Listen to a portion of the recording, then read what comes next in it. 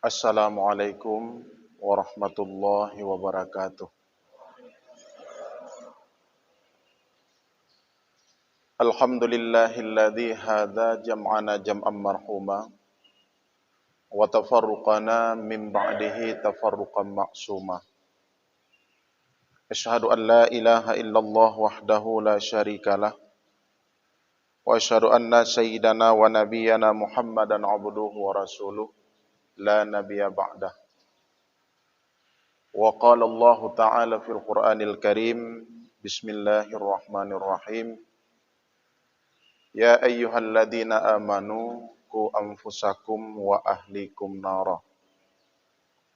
Wa qala an-nabi sallallahu alaihi wasallam, kullukum ra'in wa kullukum mas'ulun an ra'iyah. Shadaqallahul azim wa sadaqan nabiyul karim. Takdim wa ikraman terutama sekali kepada Abi Imam Besar Masjid, kepada Khadim GPS dan Khadim SMS, dan juga kepada Bapak Dandim yang telah bersama kita pada subuh yang berbahagia ini. Dan wabil khusus kepada seluruh jamaah kaum muslimin dan muslimat telah berhadir pada tempat yang berbahagia ini. Allahumma ja'al jam'ana hadza jam'an marhuma. Ya Allah, jadikan jamaah kami pada subuh yang berbahagia ini sebagai jamaah yang Engkau rahmati. Sebagaimana kami berkumpul pada tempat yang berbahagia ini yang sebegini rupa, ya Allah, bukanlah kami di dalam surgamu bersama kekasihmu, junjungan baginda Nabi besar Muhammad sallallahu alaihi wasallam. Assalamualaikum ya Rasulullah. Assalamualaikum ya Habiballah. Pada kesempatan yang berbahagia ini, dalam waktu yang singkat, barang 20 menit ke depan, izinkan buat saya untuk menyampaikan mau'izah. Semoga bermanfaat, khususnya buat saya sendiri dan umumnya buat hadirin kaum muslimin dan muslimat yang telah berhadir pada pagi yang berbahagia ini. Adapun tema kita pada hari ini, kenakalan orang tua akibat nakalnya remaja. Yang harus kita ketahui, orang tua adalah merupakan pemimpin di dalam keluarga, khususnya seorang ayah, yang akan dipertanggungjawabkan segala sesuatu yang telah dipimpinnya. Kemudian kita mari melihat sejenak kita dalam ruang lingkup yang luas, seorang bupati, seorang gubernur, kemudian seorang presiden, dan para dewan. Jamaah yang dirahmati Allah, berbicara masalah pemimpin, itu akan dipertanggungjawabkan oleh Allah apa yang telah kita pimpin. Suatu saat nanti, tidak akan pernah selesai.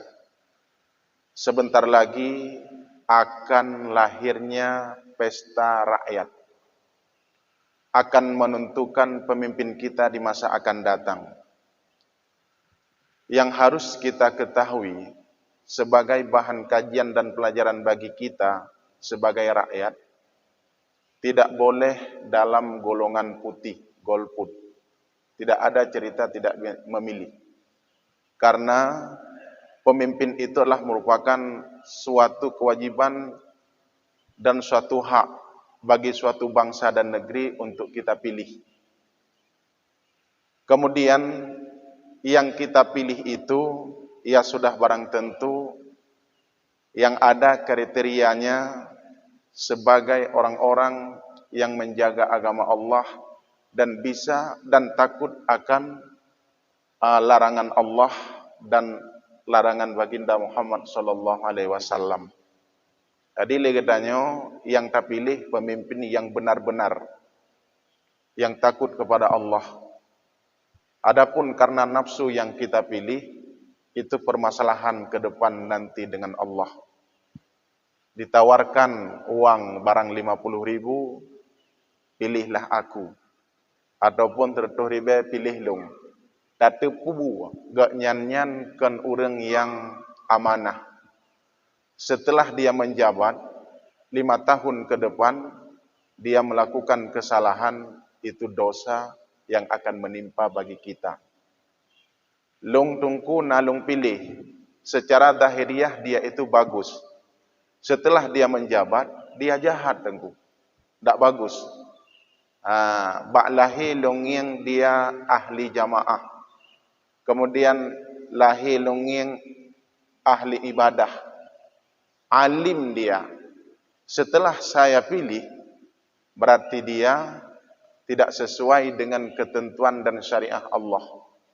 Nyantau tanggung jawab tengku, dia yang bertanggung jawab.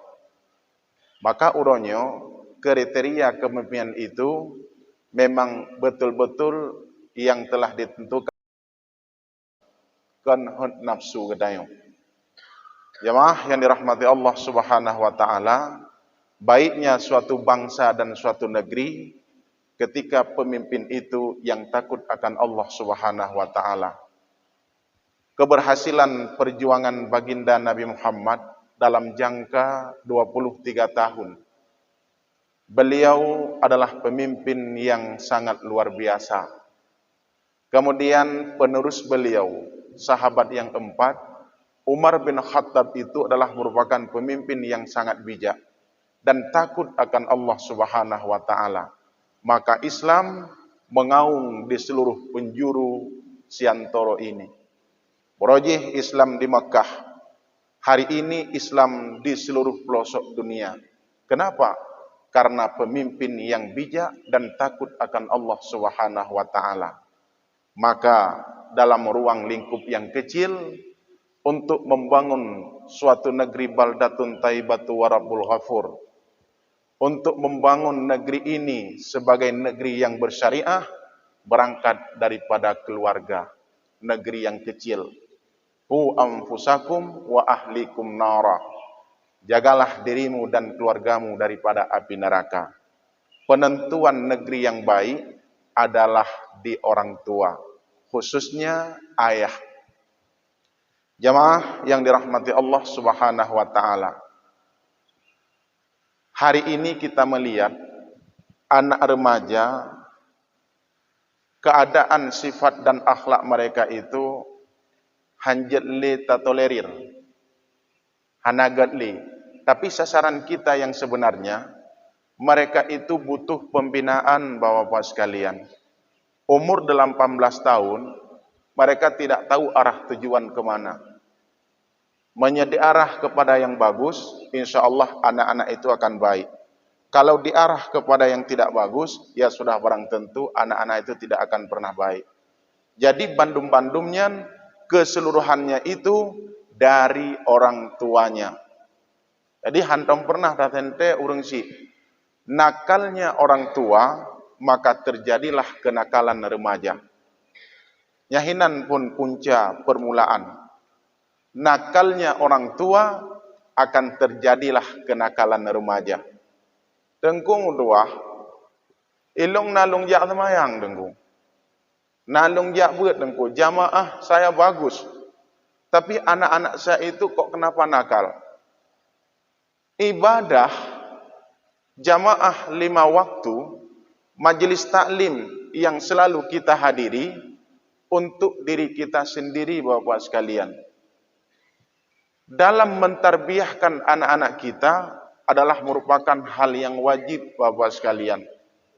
Maka orang tua yang nakal, yang tidak pernah menghiraukan kesalahan dan kejahatan anak yang dia lakukan, maka digolongkan sebagai dayus tunggu-tunggu sekalian. Dalam hadis Nabi gegen leboh golongan yang hanya diizinkan oleh Allah untuk menuju surganya. Salah satu la yadkhulul jannah al-aqu walidain, orang yang durhaka kepada 2 orang tua. Yang kedua wadayus, dan seorang ayah yang tidak pernah peduli tentang pendidikan kepada anak, dan seorang suami yang tidak pernah cemburu terhadap istrinya dalam bermaksiat kepada Allah. Kemudian warrajulatun nisa, seorang perempuan yang selalu menyerupai akan laki-laki. Jamaah yang dirahmati Allah Subhanahu wa taala. Di dalam surat Al-Hijr ayat 29, setelah Allah menciptakan akan ruh, akan jasad, kemudian Allah berikan di dalam jasad itu akan ruh. Berkumpulnya ruh dengan jasad, maka bergeraklah jasad tersebut. Uronyo getanyo ayah.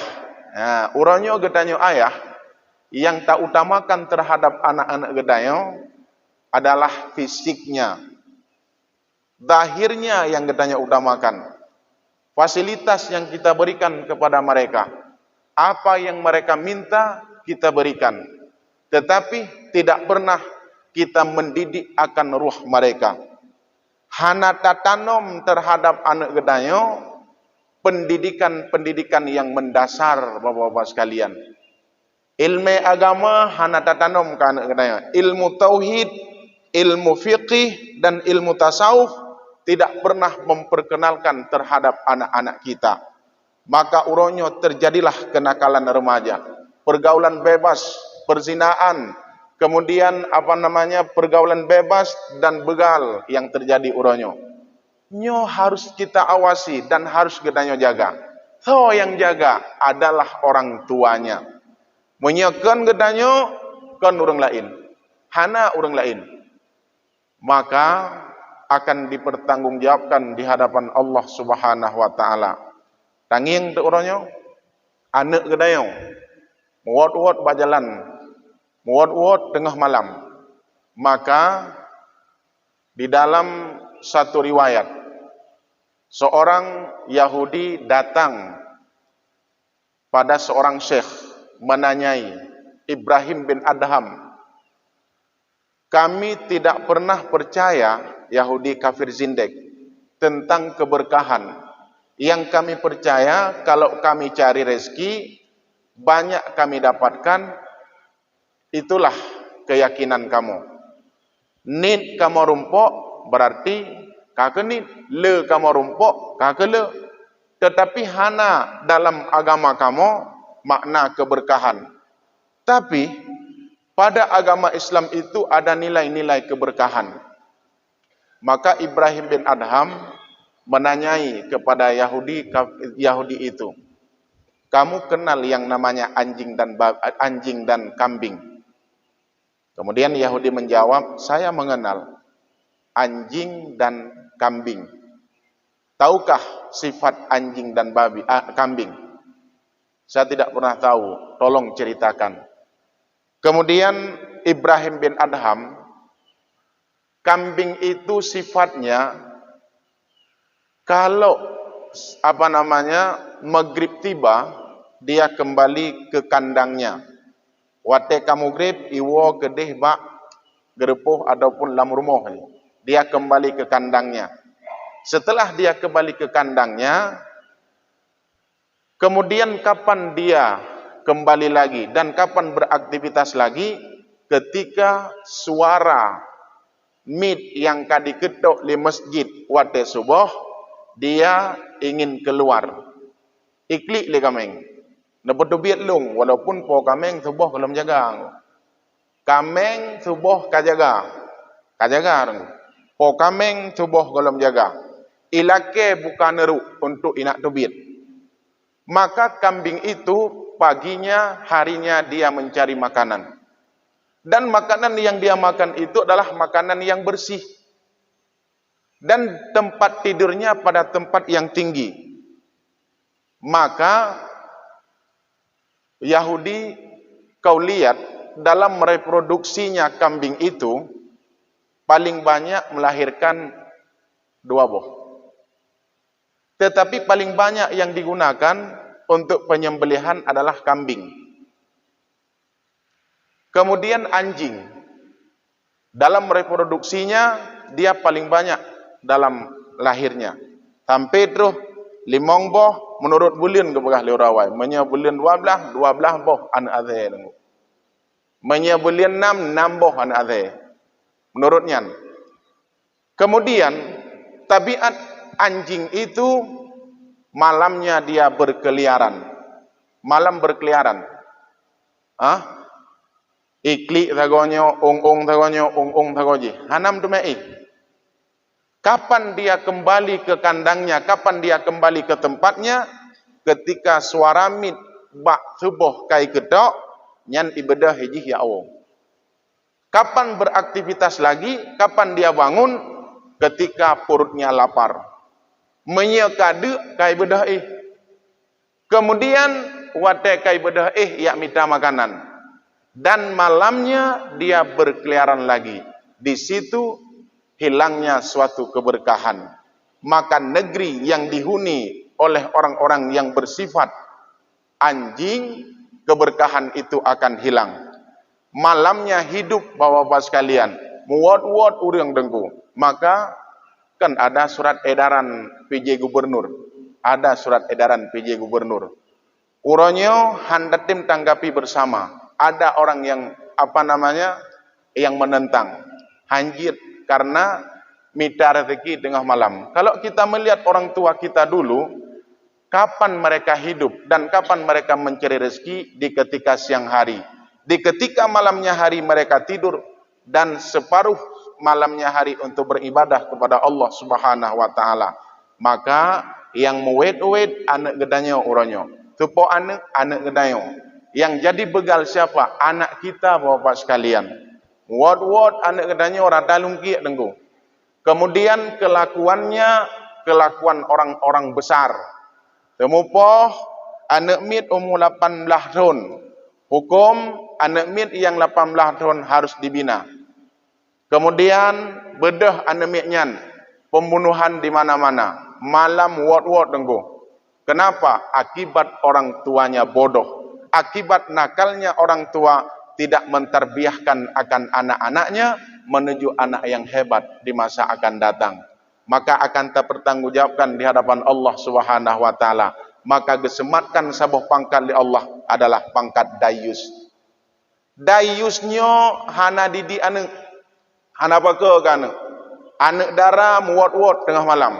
Yang sangat kita sayangkan bapak sekalian, anak perempuan kita tacok anak gedanyo tabah gedeh wandaje untuk sekolah di sana. Pendidikan tidak pernah salah.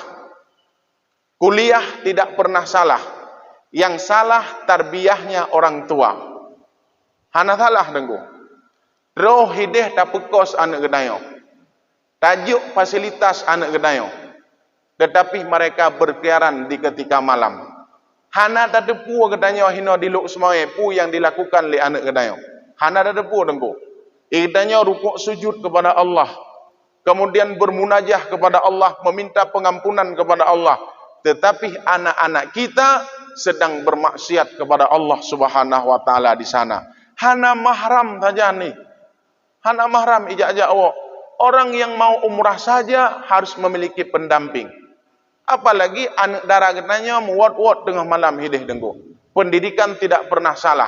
Cara tarbiyah kita yang salah, maka lahirlah anak-anak itu nakal. Nyo dengku sekalian. Pekan bro akai anak mit, draw denyo. Hana memiliki ketegasan. Kejahatan yang mereka lakukan di setiap hari kita tidak berani untuk mencegah mereka. Hana berhole talarang anak genayo. Baik ka pelakunya, baik ka pelaku sayang degana. Sayang degana karena hana pendidikan agama, bak gedanyonyo nakal kita itu, maka terjadilah kenakalan anak-anak kita di masa akan datang. Jadi baik dah fikir hebat gedanyo, hai gedanyo dalam beribadah, suatu saat kau ahli surga, tetapi surgamu tidak Allah izinkan dan Allah berikan neraka untukmu karena lalai dalam mentarbiah dan mendidik anak-anak. Maka jemaah yang dirahmati Allah, semoga sebagai bahan kajian kita pada hari ini bermanfaat. Semoga kajian tersebut sebagai bahan evaluasi kita. Sayangi anak kita, sebagai tanggung jawab kita di yaumil mahsyar. Adapun seorang istri, dia taat kepada suami menuju surga Allah Subhanahu wa taala. Adapun seorang ayah, kalau dia tidak pernah peduli terhadap anak-anaknya dalam pendidikan, nyo akan tanggung jawab di hadapan Allah Subhanahu wa taala. Kerjasama yang bagus, kekompakan dalam berjamaah, itu adalah kebaikan yang akan kita dapatkan suatu saat nanti. Karena kita kembali datang dari surga dengan secara berjamaah, kembali dalam surga Allah dengan secara berjamaah. Sayangi generasi kita sebagai estafet di masa akan datang. Rusaknya peradaban di masa akan datang karena kelalaian orang tua, tidak memiliki fokus untuk mendidik anak-anaknya. Semoga itulah kajian kita pada hari ini, didikan yang diharapkan sebagai keberhasilan putra-putri kita di masa akan datang. Amin ya rabbal alamin. Semoga bermanfaat khususnya buat saya sendiri dan umumnya buat hadirin kaum muslimin dan muslimat yang telah berhadir pada uro yang berbahagianya. Billahi sabilil haq wa billahi taufiq wal hidayah. Assalamualaikum warahmatullahi wabarakatuh.